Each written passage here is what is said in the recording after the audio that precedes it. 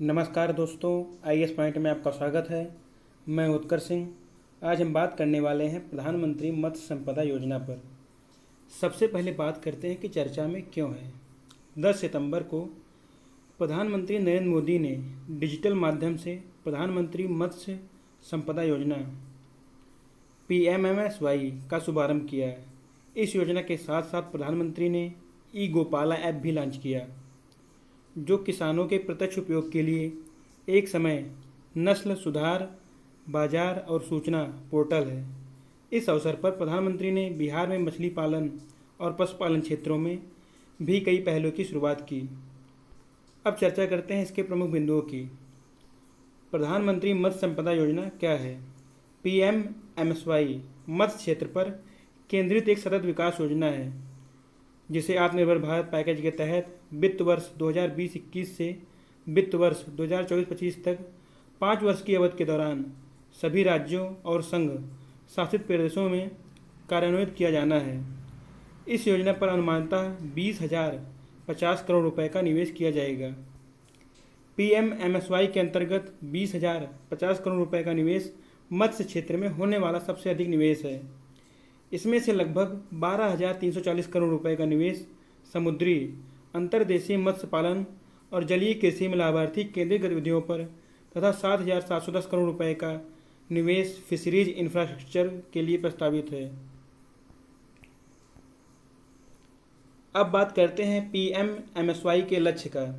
वर्ष 2024-25 तक मत्स्य उत्पादन में अतिरिक्त 70 लाख टन की वृद्धि करना है। वर्ष 2024-25 तक मत्स्य निर्यात होने से होने वाली आय को 1 लाख करोड़ रुपए तक करना है। मछुआरों और मत्स्य किसानों की आय को दोगुना करना है। पैदावार के बाद होने वाले नुकसान को 20 से 25% से घटाकर 10% करना है। मत्स्य पालन क्षेत्र और सहायक गतिविधियों में 55 लाख प्रत्यक्ष और अप्रत्यक्ष रोजगार को अवसर पैदा करना है। अब आते हैं PMMSY के उद्देश्य पर। आवश्यकता अनुरूप निवेश करते हुए मत्स्य समूहों और क्षेत्रों के निर्माण पर केंद्रित है। मुख्य रूप से रोजगार सृजन गतिविधियों जैसे समुद्री शैवाल और सजावटी मछली की खेती पर विशेष ध्यान दिया जाएगा। यह मछलियों की गुणवत्ता वाली प्रजातियों की नस्ल तैयार करने तथा उनकी विभिन्न प्रजातियां विकसित करने, महत्वपूर्ण बुनियादी ढांचे के विकास और विपणन नेटवर्क आदि पर विशेष ध्यान केंद्रित करेगा। नीली क्रांति योजना की उपलब्धियों को सशक्त बनाने के उद्देश्य से कई नए हस्तक्षेपों की परिकल्पना की गई है, जिसमें मछली पकड़ने के जहाज़ों का बीमा, मछली पकड़ने वाले जहाज़ों नावों के उन्नयन हेतु सहायता, बायो टॉयलेट्स, लवण क्षारीय क्षेत्रों में जलीय कृषि, मत्स्य पालन और जलीय कृषि स्टार्टअप्स, इनक्यूबेटर्स, एक्वाटिक प्रयोगशालाओं के नेटवर्क और उनकी सुविधाओं का विस्तार, ई ट्रेडिंग, विपणन, मत्स्य प्रबंधन योजना आदि शामिल हैं। मत्स्य पालन क्षेत्र संबंधित अनुद्घाटन, एक्वाटिक डिजीज रेफरल प्रयोगशाला।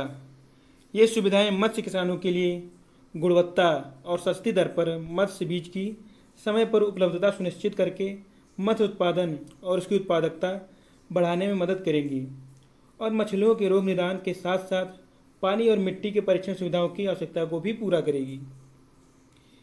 ई गोपाला ऐप किसानों के प्रत्यक्ष उपयोग के लिए एक समग्र नस्ल सुधार बाजार और सूचना पोर्टल है। यह निम्नलिखित पहलुओं पर समाधान प्रदान करेगा।